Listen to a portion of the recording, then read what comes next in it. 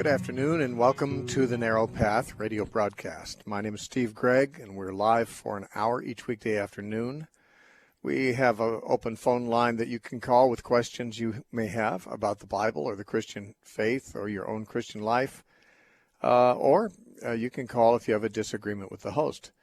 The number to call is 844-484-5737. And just as I gave that number out, it looks like our last open line got taken. But these lines do open up, and if you'd like to keep this number handy and call in a few minutes, you may find the line is open.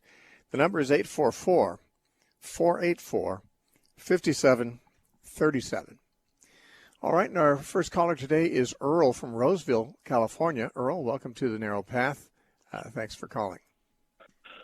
Yes, hello. I remember hearing you say on one of your previous programs that you wish the Christian church would be more like the early Christian church.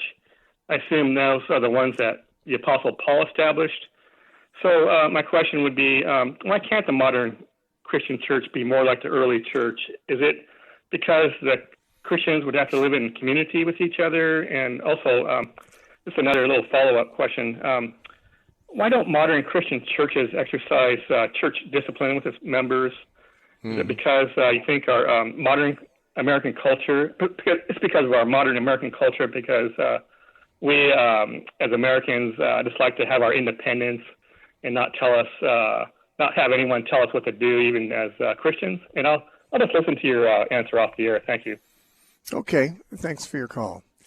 Why is it that modern churches don't seem to be able to be like the early church?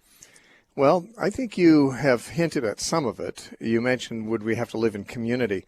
I don't think all the early churches lived in a community such as we might think of, where a bunch of Christians live on a compound, and have all things common.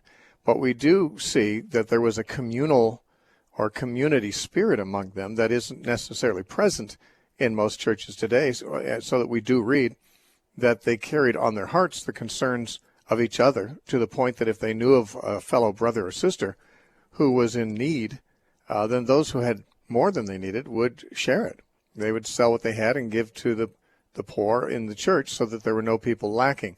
I don't see that kind of commitment to each other among people who are in the churches today, but then I think a lot of that has to do with the fact that the gospel to which they responded that brought them into the church probably didn't include any information about that kind of a commitment, because many times the gospel that is preached does not really clarify the commitment that a person is expected to make, the total change in their life, the total surrender of everything they own and everything they have.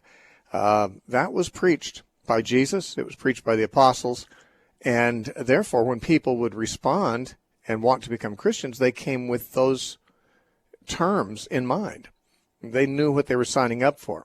So the reason the church was different back then is because the Christians were different. And the reason the Christians were different is because the gospel that was preached quite differently than now. The modern church runs like a business. And in some ways, it's hard for it not to, maybe impossible for them not to, because they own buildings. Now, a big building that's big enough to hold a church in, usually, if one person owns it and has all the liability for it and so forth, that's going to put a burden on that person. So they have instead a corporation owns it. So a church, generally speaking, is a 501c3 corporation, and a corporation has a board of directors, and it has a CEO, and it does business. And so churches have become business. Now, in the early church, meeting in church buildings was not really something they knew of. They met in homes, which meant, of course, they didn't have to have special buildings. They didn't have special costs for extra buildings and things like that. They could meet in the homes that were already occupied by their members. They also met in other public access areas in Jerusalem. They'd meet in the temple courts, or in Corinth or someplace like that. They might meet in a school or a public access building that they could rent for meetings. It was a while before the church started getting their own real estate and things like that. And even when they did, I'm sure they didn't have anything like a modern corporation. In the first few hundred years, at least according to Didache, which is a very early description of how the church did things in the 1st and 2nd century, they didn't really being in the ministry wasn't a professional thing. The church was not a business. The church was not even a corporation. It was a family. It was a family, and it was led by people who were called elders, who were probably, well, almost certainly, they weren't salaried. They may have been reimbursed, or they may have been helped. The church may have helped support them, because the Bible does say that those who, administer in spiritual things should be supported by the material assistance given by the church. But to be supported isn't the same thing as to be salaried. A salary is something that a corporation or a business, they write a check to somebody who's their employee. And that's a lot different than someone who's just, say, like a minister who's just serving God, and he doesn't care where the money comes from. He doesn't care if the money comes. He's doing it for the Lord and for the people. And then God provides for him through the people's appreciative gifts and things like that. That's a very different thing than being salaried or doing it, on a contractual basis. But you see, the ministry in the centuries after the early church became a profession, and it became something that was a paid job. And so we've got now a church that's more like a business than it is like a family, and leaders who are more like employees than they are like voluntary, big brothers in the church. Or in some cases, the ministers are not so much like employees as they are like owners, like they act like they own the church and that everyone's supposed to do what they say. None of this has any parallel in the healthy churches of the first century. Now, how would it be possible to, go back to that? Well, you'd have to have ministers who had no monetary incentives. They'd have to be people who just want to serve God. People who want to serve people and serve God, and they're not worried about offending people by telling the truth to them. They're not worried about whether money comes in. If the money doesn't come in from gifts, they can get a side job, like many of us have done over the years. Many pastors have worked regular side jobs and ministered for free, or gotten a little bit of help from the ministry, but supported themselves a great deal. But as soon as you remove the monetary motives for ministry, what you have then is a pastor who's capable of reading the scripture and finding out what it says and not worrying who he pleases or displeases by what he finds there, and who can follow his conscience and can start changing things in the church to make it more like it was when it was a pure thing, when it wasn't a business. Now, I think an awful lot of pastors and I myself too was raised in the institutional churches. So, you don't just immediately read the Bible and see everything that you're doing wrong, because you see the Bible through the grid of what you're already doing and what you already think is right. So it takes a while sometimes. But now some pastors are doing the right things, and some churches are trying to move the right direction. But the biggest churches are the ones that have the biggest real estate issues, the biggest payrolls, I don't know, sometimes the biggest egos. And if that's true, all of those things are going to militate against those churches doing anything the way that they did in the New Testament. My series, Some Assembly Required, you might have heard it. Some of our listeners may not have. At our website, you can hear it for free. The website is thenarrowpath.com. And under the topical lectures, there's a series called Some Assembly Required. And that goes into a lot of this. Now, you said, what about church discipline? Why don't churches practice that? Well, a few of them do, but most don't, because, again, they're not interested in doing things the way Jesus said. That's a little costly. I mean, after all, if you start disciplining people in the church like Jesus said to do, and like Paul said to do, you're going to end up stepping on some toes of some donors in the church whose tithes, your salary depends on them. And I know that sounds like a really cynical thing to say, and I guess it is, because I've been in church leadership. I've been in many churches, and I know a lot of ministers. And I have to say that while I'm not speaking about every minister I know, I would say that a great number of ministers would be very much threatened by the prospect of having to confront some of the richest donors in the church about the sins in their lives and say, if you don't repent, we're going to have to ask you to leave. That'd be like professional suicide. Again, seeing the ministry as a professional thing, not as a spiritual ministry, not as a New Testament kind of church. But you don't find many churches today that are very much like New Testament church, partly because, again, the money. The money is a big issue, I think, for some people. It has to be. Or else, it's hard to know what else would allow them to corrupt the church and keep it in this corrupt form for so long, unless it was a matter of losing a job, losing a salary. I don't know. Now, I suppose that a lot of pastors, I don't want to make it sound like they're all a bunch of monetary, corrupt people. They're not. A lot of them think that what they're doing is what the New Testament church did. It's amazing to me. When I see people go to a Roman Catholic church or an Eastern Orthodox church or any kind of a real liturgical church where the people get all dressed up and the pastors in robes and things like that, I think, do these people really picture Jesus dressing up in robes like this and conducting these kinds of hocus pocus ceremonies and things like that? I mean, what do they believe that that's how the early church did things? And I suspect they do, because it's culturally all they've ever known. And it's just so, it's hard for me to realize that what I see when I read the New Testament, and that is so different from modern institutional church, is not everyone sees it when they read it. They read the New Testament through the grid of their familiar traditions, and they just assume the apostles did this way too, which is, I don't know, it's kind of funny to me to think that someone could think that. But anyway, those are some attempts at answering your question. There's a lot of things involved, but it has a lot to do with the professionalism of the ministry and the finances of the church.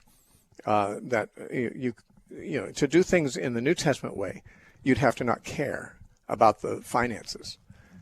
You'd have to care more about the people, about God, about your own integrity, about feeding the flock, about repenting and changing if you're doing things that don't please God. And let's face it, those attitudes would destroy many modern churches if they were adopted. All right, let's talk to Dale from Sacramento, California. Dale, welcome to The Narrow Path. Thanks for calling. Hello, Brother Steve. How are you today? I'm well, thank you. Thank you. I listen to you every day and have learned a lot. But some things I disagree with you about, but today I have a question for you. Sure. Concerning Revelation 21 to 10 and about the 1,000 years. Now, somebody told me yesterday about a view I had never heard called realized millennialism, with reference to being a historical teaching of the church, and followed it up with the idea that Christ is reigning now. And I've always been raised to believe in a system of biblical interpretation that refers to 7 distinct periods in biblical history. So I'm questioning my own belief about God's redemptive plan, focusing on national Israel. And I was wondering if you could help me with that question. Realized millennialism. What is it? And I will take your answer. I'll hang up and take your answer off the air. All right, Dale. Thanks for your call, brother. You're very welcome. Good talking to you. Well, realized millennialism is just another name that some people have used for amillennialism. The reason they call it realized millennialism instead of amillennialism is, even though they believe exactly the same thing that's called amillennialism, the latter name, amillennialism, is a little misleading. Amillennialism, etymologically, the word means no millennium, which means that when you look at Revelation 20 and read about the millennium, the 1,000 years, it seems like the amillennialist is just kind of, putting blinders over it. I don't see it. There's nothing there. I don't believe in a millennium. There's a millennium right there. So how can you say don't believe in a millennium? Well, of course, the amillennial view holds that there is, of course, something that Revelation is talking about there, than which it describes as 1,000 years. But they don't believe that it's a literal 1,000 years. They believe that there's not a literal millennium or 1,000-year period of time being described there, but that the 1,000 years is symbolic for the church age. Now, some, because of the confusion over the word amillennialism, have suggested, I know Jay Adams was one of those who suggested this, and I think some other authors I've read over the years have suggested that maybe it's better to call it realized millennialism, which is to say that the millennium is not something that's coming up later, but it's something that's already been inaugurated. Sometimes they call it inaugurated millennialism. So they've got both of these ideas. It's inaugurated, that is, the millennium begins with when Jesus first came, and it represents symbolically the whole period of time until Jesus comes back, which of course is more than a literal 1,000 years, but that the 1,000 years simply represents that whole period. So that the present age is in fact the period of time that Revelation 20 is depicting there. But to use the word realized millennialism means that the millennium is not something we're still waiting for it to come. It's already been realized. It's already here now. Or to call it inaugurated millennialism or inaugurated eschatology. Sometimes that's another term they use for the same thing. You said that you have been raised with a dispensational view of things, and some of the things in it you're questioning. Well, I was too. I was raised with a dispensational view also. And dispensationalism is not amillennial or realized millennial. It's premillennial. And that is the view that Jesus will come back before the millennium starts. And therefore, of course, that view holds that the millennium hasn't started yet and is not realized or inaugurated yet. But that's a different outlook. The historic view of the church for most of church history was the amillennial or the realized millennial viewpoint. It didn't have the name realized millennialism back then, but it's the same view with a different name. And from at least the time of Augustine, if not prior to that, I know Origen was over a century before Augustine and held to this view. So from at least about 300 A.D. onward, amillennialism was the primary view of the church, and premillennialism had existed for the first 3 centuries previous to that alongside it, and then kind of disappeared for a long time. Then about 1,500 years later, premillennialism reemerged in the form of dispensationalism in the 1800s. Now, as far as critiquing the system, I'm not going to do that right here because my lines are full, and because it's a broad subject. But since you were curious about the word realized millennialism, it is another word for the same thing as amillennialism. Now, if you would like to see a point-by-point critique of the dispensational system and a comparison scripturally between that and the amillennial system, that's what I provide in a series of lectures that you can hear for free at our website. The website is thenarrowpath.com, and the series of lectures is at the topical lectures tab. And the series is called When Shall These Things Be? It's 14 lectures, but it's worth listening to them all because it really goes into, I talk about my journey when I was a dispensationalist and the scriptures I used to prove things like a pre-trib rapture and a future millennium and things like that when I was dispensational. And then it also talks about the thought processes and the scriptures and so forth that led me out of that. So if you're interested in a thorough comparison of the two and a critique of them, then going to thenarrowpath.com, going to the topical lectures tab there, and finding the series called When Shall These Things Be would be what I would recommend. Otherwise, I really can't go into it much more today simply because my lines are full and there's so many different aspects of the question that I would have to consider. But I do appreciate your call, and I hope you may continue your studies and grow in your knowledge of these things. Everett from San Pablo, California, welcome to The Narrow Path. Thanks for calling. Yes, thank you, Steve. A couple of questions out of Acts of the Apostles, chapter 2, Steve. My question is, what is meant by when it says him being delivered, by the determinate counsel and foreknowledge of God? What is the determinate counsel there?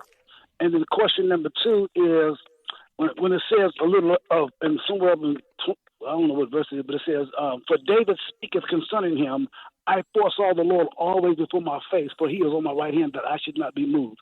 Could you give me your commentary take on that particular text? Okay. Well, verse 23, where Peter is preaching at Pentecost and is in the middle of his sermon, he mentions Jesus as having come and been attested by God through his signs and wonders. And it says him, meaning Jesus, being delivered by the determinate counsel and foreknowledge of God, you have taken by lawless hands, have crucified and put to death. Now, you're wondering what it means that it says that he was delivered by the determined counsel and foreknowledge of God. What it Yes, means sir. is that Jesus was delivered over or surrendered over to his enemies to kill him. That God did that. It wasn't like the enemies just finally caught up with him and too bad they got him, but no, this is what God had in mind. God had predetermined that he was going to give Jesus over to these people to do what they wanted to do. That's what it says. So what he's implying is that God was in charge of Jesus' well-being, of his fate and of his life and his longevity and so forth. And even though there were people who were trying to kill him through most of his public ministry, they were not able to get to him. God didn't deliver him to them. They wanted to throw him off a cliff, but he walked through the crowds. They picked up stones to stone him on several occasions, but he walked through the crowds. He got away. They were simply not able to lay a hand on him because it was not his hour, the Bible says. So it's clear that the Father was not allowing his enemies to do the things they were trying to do to him through most of the time. But when it came time, when it was his hour to die, God delivered him over to them. And he did so not because he ran out of options and he simply couldn't save Jesus from him, but it was God's predetermined plan that Jesus would die. So he deliberately turned Jesus over to them and delivered him to them. And this deliverance of Jesus to his enemies was something that was pre-planned, and that's what Peter is saying there. Now, when Peter's quoting from Psalm 16, where David says, "I saw the Lord always before my face, therefore I will not be moved," and he's reading the context or quoting the context up to the point where David says, "You will not leave my soul in Sheol, neither will you let your Holy One see corruption." And Peter is assuming that David, though David is speaking about himself, is also speaking beyond his own experience, as he himself is a type of Christ and of the Messiah. And therefore, he's speaking in the person of the Messiah. The Messiah is saying this. And the particular point that Peter wants to make about it is that you will not leave my soul in Sheol, or in the Greek, in Hades. And then Peter, of course, preaches from that Jesus his soul was not left in Hades because God raised him from the dead. The idea is that everybody, when they die, they go to Hades, but Jesus was not left there. God didn't leave him there. He raised him and brought him out.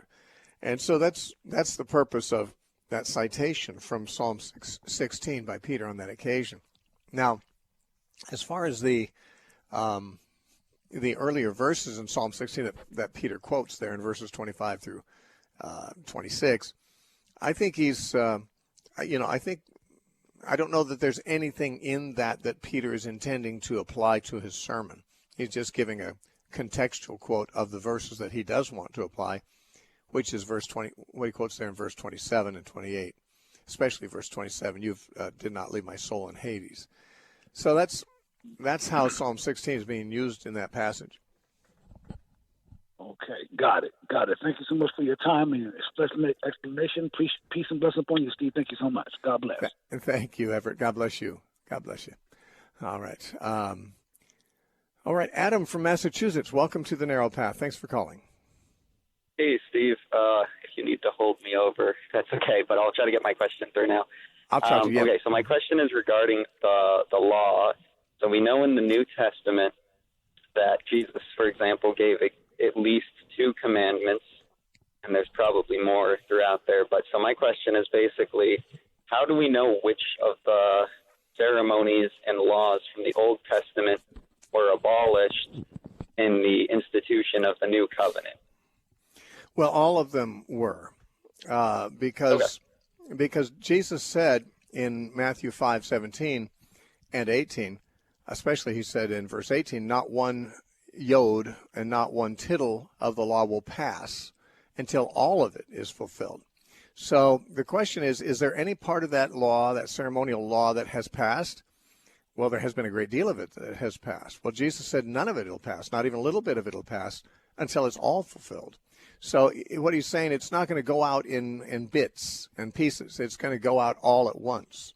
And until it goes all out at once, none of it's going out at all. So he says not one yod or tittle will pass until it's all fulfilled. So, well, what kind of things do we know have passed? Well, everything about the sacrificial system is passed. The temple is gone. The Levites are gone. The altar is gone. The animal sacrifices are gone. That's about half. That's about half of what's in the Old Testament law is the whole temple system. So more than a jot or a tittle has passed. So it's like a major block, virtually more than half, really. And then, of course, there are other things that have passed, too. Jesus talked about their, no foods being unclean and things like that. So if anything in the law has passed, circumcision has passed. That's a big part of it, too. Then we have to assume that all of it has passed. Do you want to still be held over after the break? Sure, that's fine. Okay, I'm going to put you on hold, and we'll come back to you after the break here. We take a break at this point every day to let you know that The Narrow Path is a listener-supported ministry, and if you'd like to help us stay on the air, basically that means help us pay the radio stations to keep us on the air, you can write to us at The Narrow Path, P.O. Box 1730, Temecula, California, 92593, or you can do so at our website, thenarrowpath.com. Now, this weekend I'm in Las Vegas, speaking Friday night, Saturday night, and Sunday morning. You can find information at thenarrowpath.com under announcements. Please stay tuned for 30 seconds, and I'll be right back. Small is the gate and narrow is the path that leads to life. Welcome to The Narrow Path with Steve Gregg. Steve has nothing to sell you, but everything to give you. When today's radio show is over, we invite you to study, learn, and enjoy by visiting thenarrowpath.com, where you'll find free topical audio teachings, blog articles, verse-by-verse teachings, and archives of all the Narrow Path radio shows. We thank you for supporting the listener-supported Narrow Path with Steve Gregg. Remember, thenarrowpath.com.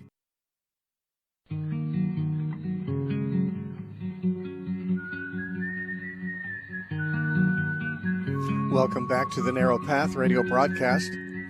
My name is Steve Gregg, and we're live for another half hour taking your calls. If you have questions about the Bible or the Christian faith, we'd be glad to talk to you about those. If you have a different viewpoint than that of the host, I'd love to talk to you about that as well. The number to call is 844-484-5737. And before the break, we were talking to Adam from Massachusetts. And Adam, I think I answered your question, but there might have been, we had to cut off so quickly for the break. I wanted to give you the opportunity to respond or follow up on it if you needed to. Yeah, so I guess the reason why I asked if there was anything that was held over from the old covenant is that a lot of people in the church will make reference to the Ten Commandments, but maybe that's just because they were reiterated in the New Testament. Well, I think a lot of people in the church make reference to the Ten Commandments because they haven't thought through their ideas and the New Testament teaching about the law that well. But yes, most of what's in the Ten Commandments is the moral standards that have never been changed. They were important before the law was given. They're important after the law is no longer. You know, the murder and adultery and stealing and bearing false witness and dishonoring your parents and blaspheming God. I mean, these are moral issues that anyone who ever did them in before the time of the law or since the time of the law is committing moral evil. Now that's not related, of course, to the special things that in the law that made the law special to the Jews. When God gave the law at Mount Sinai, he told the Israelites, if you keep these laws, you'll be a peculiar people, a special nation to me. So the laws that make Israel special are not the laws that say you should not murder and you should not commit adultery and you should not steal, because every pagan country had those laws too. The distinctives that set Israel apart from other nations was not only that they were expected to have a moral, criminal justice code like every other nation, but that they had special things that only they were required to do that no other nation was. That included circumcision, keeping the Sabbath day, having the calendar of festivals that they did during the year, the dietary restrictions on certain foods. God never gave those laws to any other people than Israel, and those were the ceremonial laws. Those were the ones that not everybody's expected to do. But of course, laws like you don't murder, don't kill, don't commit adultery, those are every religion is going to have those. Every nation, every secular nation is going to have laws about those things. And of course, so even though the law has passed, that code of righteousness and justice, that predates the law and lives long after it. And so Jesus, of course, did repeat a lot of those things. Jesus did, of course, talk about murder and adultery and telling the truth and honoring your parents and those kinds of things. But he was, in doing that, he wasn't reaffirming, the Torah. He was simply reaffirming what every country knew about right and wrong. But when he talked about the Torah commandments, the specific commandments that were ceremonial, he never affirmed them. He never said that his disciples were supposed to continue these. Now, he did assume that while he was on earth, they would be doing it because he would not yet have fulfilled them. He's going to fulfill them in his death and resurrection. And so he did speak to them as if he knew they would be going to the temple and doing those things. For example, in Matthew 5, he says, when you bring your gift to the altar, if you there remember that your brother has something against you, leave your gift at the altar and go and make peace with your brother. He's obviously picturing his disciples in the temple offering animal sacrifices, which is what they did and what they would continue to do until it was fulfilled. All right. Well, thank you for your answer, Steve. All right, Adam. Thank you for your call. Good talking to you. All right. Let's talk to Andrew from New Hampshire. Andrew, welcome to the Narrow Path. Thanks for calling. Hi there, Hey. Steve. Hey. Can you hear me? Yeah, there's a little bit of a breakup on the phone, but I don't know if that's your end or mine. But go ahead. So I was going through Exodus, and I came across this passage where Moses is recruited by God with the burning bush and all.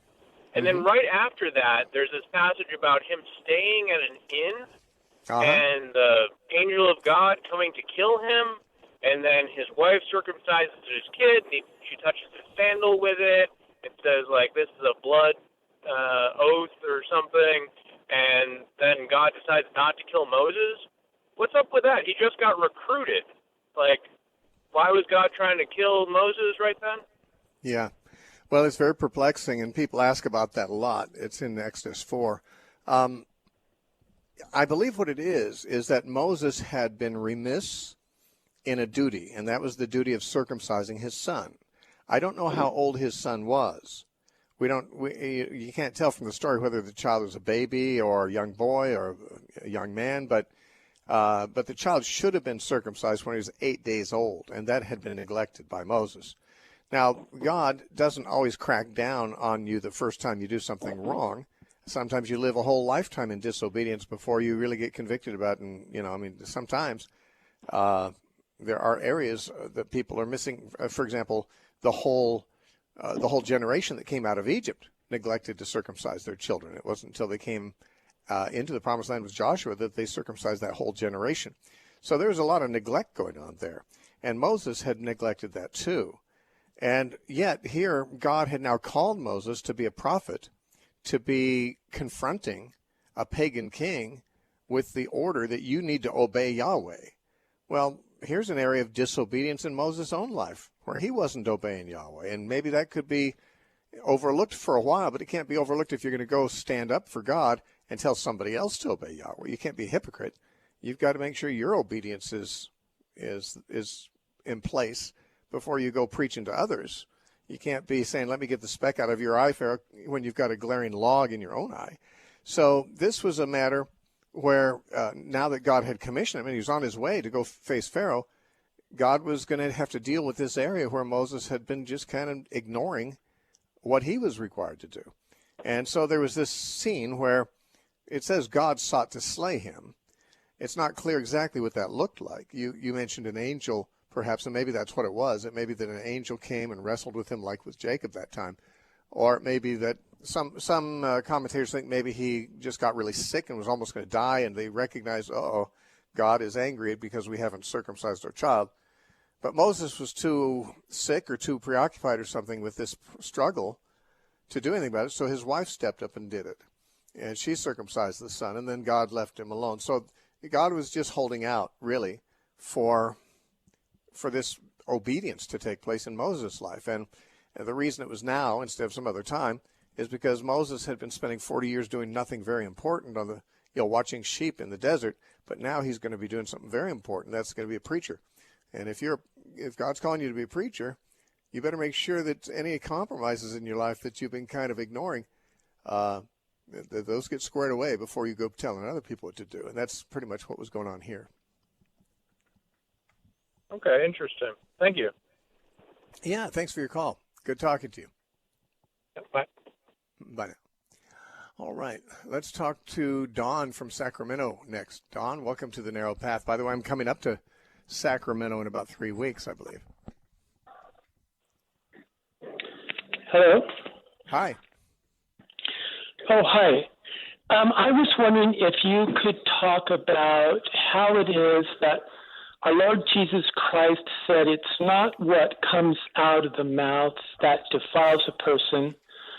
And at the same time, Adam and Eve were cast out of the garden after they had eaten fruit from the forbidden tree of the knowledge of good and evil. And I'll just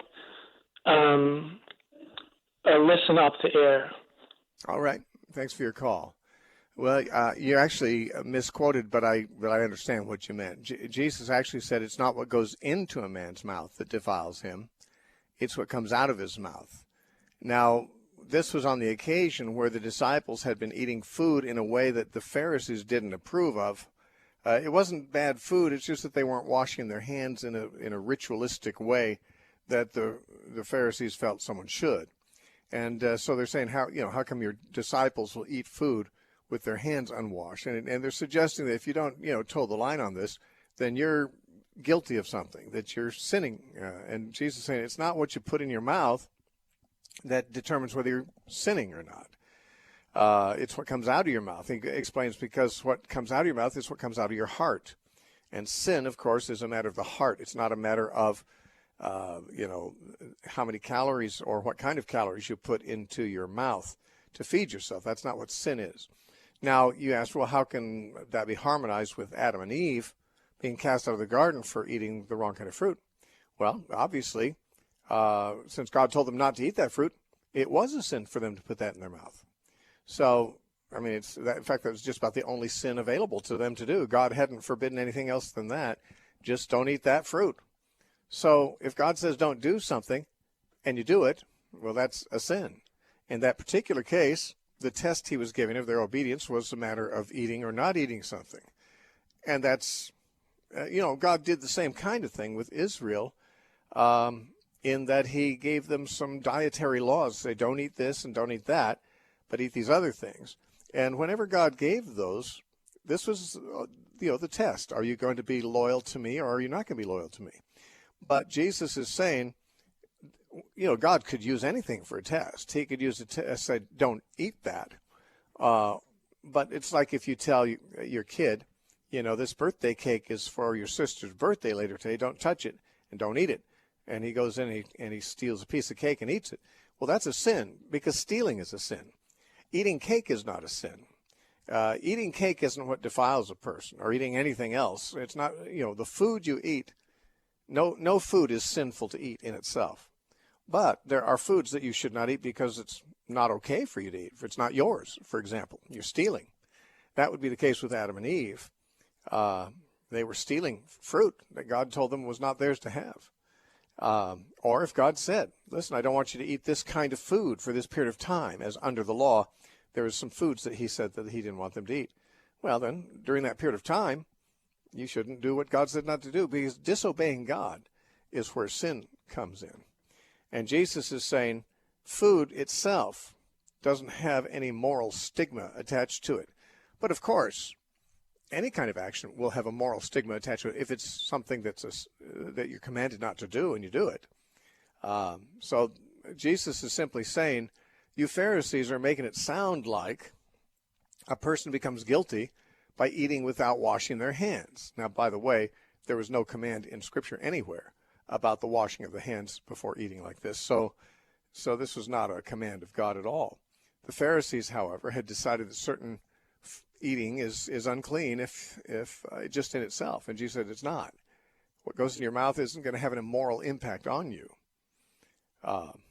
but what comes out of your mouth does, because your words come out of your mouth, and that comes out of your heart, and that's where sin is found.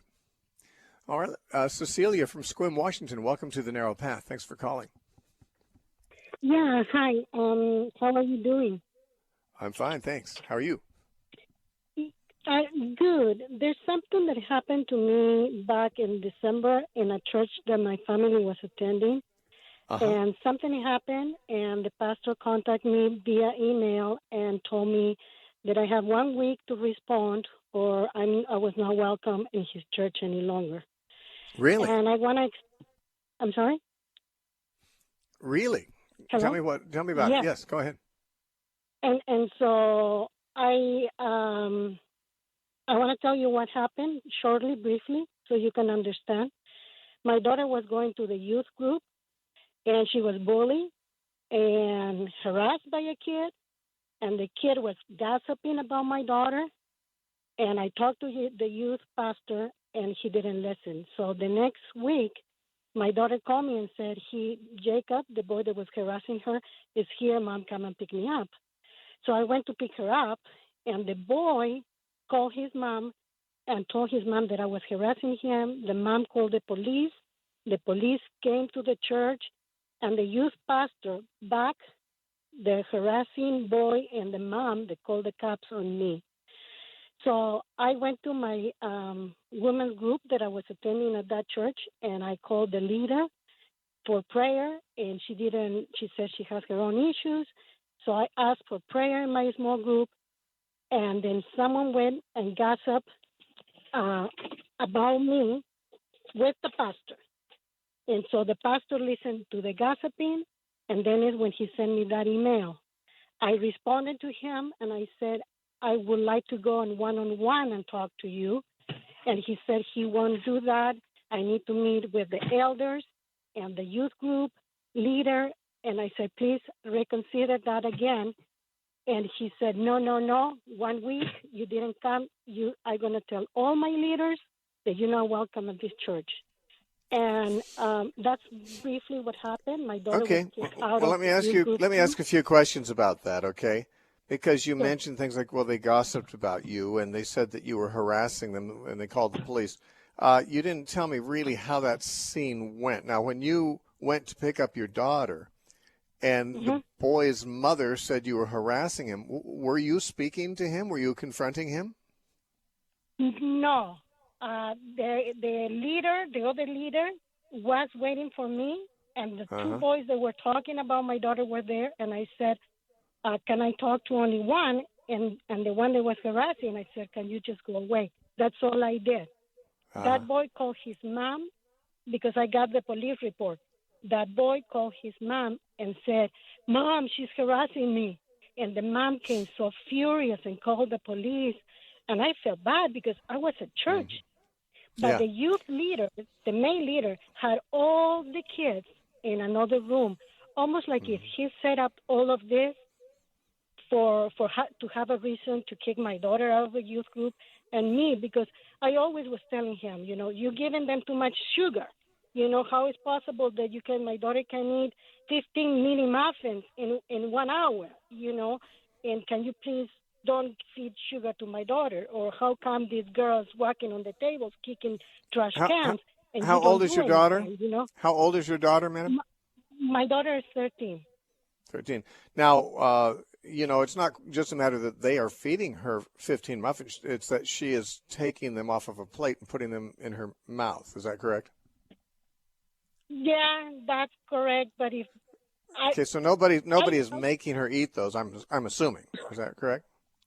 It's true. But if they wouldn't feed, if they wouldn't put them in there, it's 1 hour on Sunday. She was going on Sundays while I was attending the church, and within 1 hour, they couldn't say one donut or one muffin.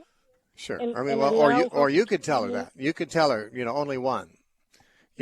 I do think one of the problems that we have in our social settings, including church social settings, is that snacking is often not healthy. I mean, they don't have healthy foods for it. And lots of times young people are tempted to eat too much of the wrong thing. And so probably there is a lot to be said for asking the church to not place those temptations there, especially if your daughter's not very strong at resisting it. But obviously, I mean, your daughter's going to be living in a world where there are donuts and things like that. So I mean, she has to learn how to control herself as well. But I mean, from the way you tell the story, it sounds like you've been very much wronged by this church, and I don't know what their side of the story would be. It sounds to me, from what you've said, that they've reacted rather hastily to reports that you say are not true about you, in which case, this church may not be a very good place to go. Not just because they're not treating you right, but because a church that treats anybody that way is not a very healthy church, it seems. Now, of course, I'm not hearing their side, and I don't know what all has transpired between you and them before this time. But I don't think you need me to tell you that they're doing the wrong thing, because I think you're calling me because you know that they're doing the wrong thing. So I'm not sure what kind of advice you want from me, except to say, should you leave the church? Well, it sounds like they want you to. And if a church wanted me to leave, I'd leave. You know, I mean, frankly, there's been a lot of churches that wanted me to leave, and I did. But it's sad. It's sad to leave a church where you have friends there and stuff like that. But if the church is so dysfunctional that they deal with small issues like this in such an inconsiderate way, then I'd say you don't have any leadership there at the church that has any spirituality. Again, unless the situation is considerably different than what you described. But, yeah, not much else I can do for you. I'm sure that maybe you just kind of like to have a chance to share, the frustration. But, and you've done that. And if it's as you say, then I'm going to agree with you that the church has gone wrong on this. I appreciate your call. Vicki from Washington, welcome to the Narrow Path. Thanks for calling. Hi, Steve. Hi. I have a question about something new I heard about. Okay. So I was on the internet, and I was searching out an ex-Mormon that I've listened to before, and I was going to go watch his testimony again. And when I went to this site where they had it posted, they said that he and his wife, so he converted to Mormonism, she was a Mormon, but he and his wife that had this wonderful ministry helping Mormons understand the false teachings of Mormonism are now in a fringe sect of a non-Messianic Judaism known as B'nai Noach, the Noahlites. Have you heard of this? I don't think I have. It has to do with following 7 laws of Noah. Okay, well, I know about the Noahide laws. Yeah, there's the Jewish rabbis have a view that although Gentiles who are not proselytes to Judaism are not required to keep Torah, they do believe that Gentiles are supposed to keep the 7 Noahide laws. And I have a list of them somewhere. I don't have them memorized because there's nothing biblical about this. This is a rabbinic tradition. But it includes things like not murdering, not eating eating a limb from a living animal. And there's some strange things there. I think adultery is on the list, and some idolatry and some other things like that.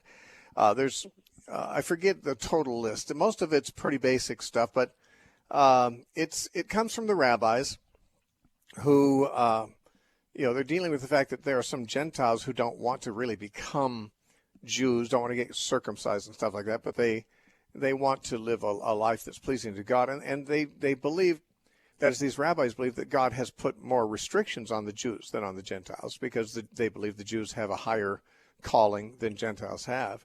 But the Gentiles, if they want to be pleasing to God, have to keep these 7 Noahide laws. Now, if somebody was a Christian and they went into that view, it's just another version of people slipping into Judaizing. I mean, it's a Judaizing idea. There's nothing in the Bible about keeping the Noahide laws. Not even in the Old Testament is there, and there's not in the New either. But in the New Testament, of course, Christians are supposed to be keeping the commands of Christ, obeying Christ, following Christ. That's the obligation of the Christian. The obligation is not to keep the Jewish Torah. And the obligation is not to keep the Noahide laws. The obligation is to follow Jesus. That's, it's amazing how many ways people can go astray from the simplest and most obvious New Testament teaching, and that is that Jesus is the Lord. Obeying Jesus is what it takes to be a follower of Christ, just a Christian. So they've renounced faith in Jesus Christ along with this. So it would seem, yeah. I mean, and so they're apostate. But there's people who've done so in other ways. If they're trying to keep the Noahide laws, there's people who go further than that, and they try to keep the Torah laws. And some of them actually convert to Judaism, actually. And this is, of course, this was going on in Paul's day. The whole book of Hebrews was written to warn people about that, and to warn them that if you do that, you've lost your salvation. So that's the way they've chosen. It's interesting that they had such a vibrant ministry to the Mormons, but I think they got so focused on that, they must have, that they were kind of, right in line to fall into something else. There's only one thing that's safe to focus on, and that's Jesus. And a lot of times people, they don't want to just focus on Jesus. And I've said this many times because I think it must be true. I don't know how it can be true, but it must be true. They find Jesus boring. Anyone who really focuses on and knows and follows Jesus will never find him boring, and will never feel like, wow, I need something else. I need something more than this. But there's a lot of people who've, I guess, been in the church. They thought they knew Jesus. Apparently they didn't. Whatever it is they thought about Jesus, they found it boring, so they want to add some kind of pizzazz to their religious life. So they add the Torah, or they add the Noahide laws, or they add signs and wonders, or they add this or that little thing. And they're hoping that is going to find them whatever it is they're looking for. But you see, as soon as you start looking somewhere other than Jesus, you're straying from Jesus. That's what Paul told the Galatians about the law. You start adding to the gospel, you've got a perverted gospel. You're no longer a Christian. You've fallen from grace. He said you're estranged from Christ if you're trying to keep the laws. Same would be true of the Noahide laws. Okay. Well, thank you. Okay. Thank you for your call, Vicki. God bless you. All right. Not much time left, but Rich from Spokane, you get the last minute or so. Welcome. Yeah. Thanks, Steve. I'm just curious. When Moses led the Israelites out of Egypt, who was left behind? Did Egypt have a whole bunch of other slaves, or did they just crumble and fall after that? Well, Egypt was pretty impacted economically. I mean, their whole agricultural system was wiped out with, the hail and the murrain on the cattle and things like that. The army was wiped out in the sea. I mean, Egypt was pretty much brought to almost nothing, and they never rose again to the height they had been. They may have still had some slaves that didn't get away, that were not Jewish. I mean, certainly Egypt would have slaves from all over the world, not just the Hebrew slaves.